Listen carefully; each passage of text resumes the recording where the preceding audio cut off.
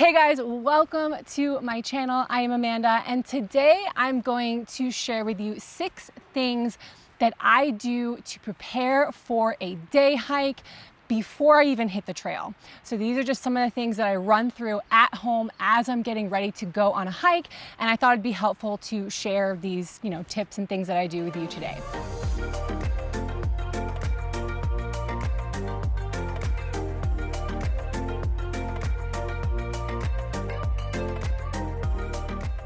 Number 1 is I make sure that all of my gear is organized and working properly.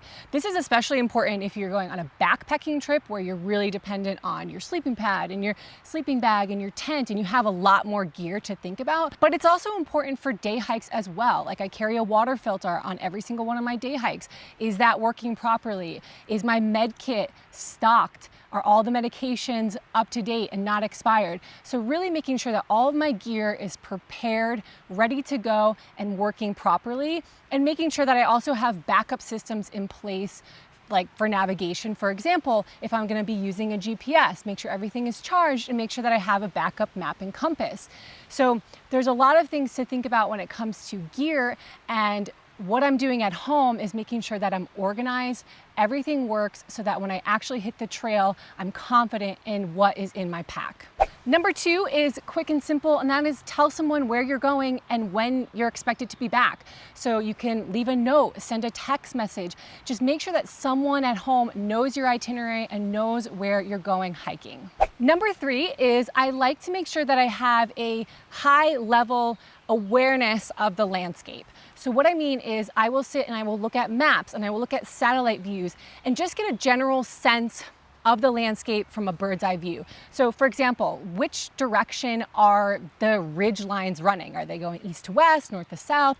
Which direction are the streams running? Are there any prominent features in the landscape, and where are they relative to where I'm hiking?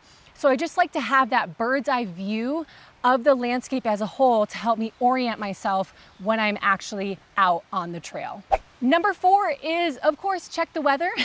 It's always a good idea to check the weather to make sure that you can properly prepare and pack for the weather. Obviously, conditions are going to be different all over the world depending on where you're hiking, and it's always good to be prepared for changing conditions. So in the mountains, the weather is often incredibly unpredictable and storms can roll in that you weren't expecting. So it's always good to check the weather and then also be prepared for changing conditions. And so I like to think through all the clothing that I want to wear and how I would be able to adapt to the conditions that I might experience in the area that I'm going. Number 5 is I start hydrating and fueling my body at home. Now, this isn't a video about nutrition. I'm not a nutrition expert, but I know for certain that if I hit a hike dehydrated and with no breakfast, I'm not gonna have a good time. So at home, the first thing I'm doing in the morning is I'm trying to get my body hydrated, making sure that I eat a good solid breakfast so that I have energy throughout the hike. And number 6 is I am mentally preparing for the duration and the length and the elevation gain of a hike.